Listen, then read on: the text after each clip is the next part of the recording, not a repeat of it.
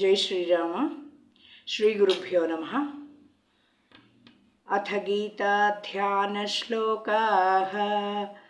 ॐ पार्थाय प्रतिबोधितां भगवता नारायणेन स्वयं व्यासेन ग्रथितां पुराणमुनिना मध्ये महाभारतम् अद्वैतामृतवर्षिणीं भगवतीम् अष्टादशाध्यायिनीम् अम्ब त्वमनुसन्दधामि भगवद्गीते भवद्वेषिणीम्। नमोऽस्तु ते व्यासविशालबुद्धे फुल्लारविन्दायतपत्रनेत्र येन त्वया भारततैलपूर्णः प्रज्वालितो ज्ञानमयः प्रदीपः प्रपन्नपारिजाताय स्तोत्रवेत्रैकपाणये ज्ञानमुद्राय कृष्णाय गीतामृतदुहे नमः। वसुदेवसुतं देवं कंसचाणूरमर्दनं देवकी परमानन्दं कृष्णं वन्दे जगद्गुरुम्। भीष्मद्रोणतटा जयद्रथचला गान्धारनीलोत्पला शल्यग्राहवती कृपेण वहनी कर्णेन वेलाकुला अश्वत्थामविकर्णघोरमकरा दुर्योधनावर्तिनी सोत्तीर्णा खलु पाण्डवैरणनदी कैवर्तकः केशवः पाराशर्यवचः सरोजममलं गीतार्थगन्धोत्कटं नानाख्यानककेसरं हरिकथा सम्बोधनाबोधितम्।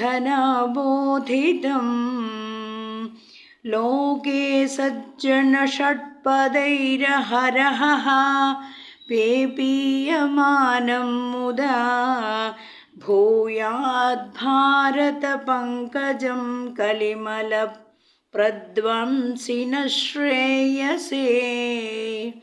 मूकं करोति वाचालं पङ्गुं लङ्घयते गिरिं यत्कृपादमहं वन्दे परमानन्दमाधवं। शान्ताकारं भुजगशयनं पद्मनाभं सुरेशं विश्वाधारं गगनसदृशं मेघवर्णं शुभाङ्गं लक्ष्मीकान्तं कमलनयनं योगिहृद्ध्यानगम्यं वन्दे विष्णुं भवभयहरं सर्वलोकैकनाथं। यं ब्रह्मा वरुणेन्द्ररुद्रमरुतः स्तुन्वन्ति दिव्यैस्तवैः वेदैः साङ्गपदक्रमोपनिषदैः गायन्ति यं सामगाः ध्यानावस्थिततद्गतेन मनसा पश्यन्ति यं योगिनः यस्यान्तं न विदुः सुरासुरगणाः देवाय तस्मै नमः। नारायणं नमस्कृत्य नरं चैव नरोत्तमं देवीं सरस्वतीं व्यासं ततो जयमुदीरयेत्।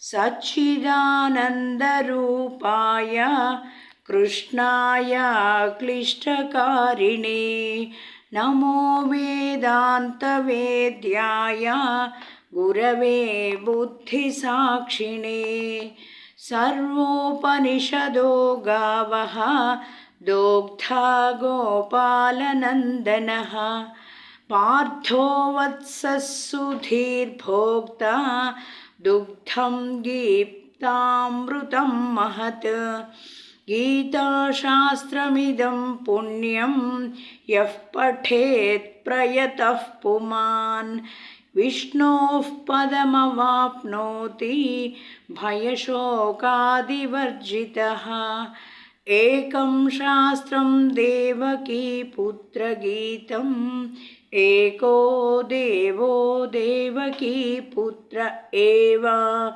एको मन्त्रस्तस्य नामानि यानि कर्माप्येकं तस्य देवस्य सेवा। ओम श्री परमात्मने नमः। जय श्री राम।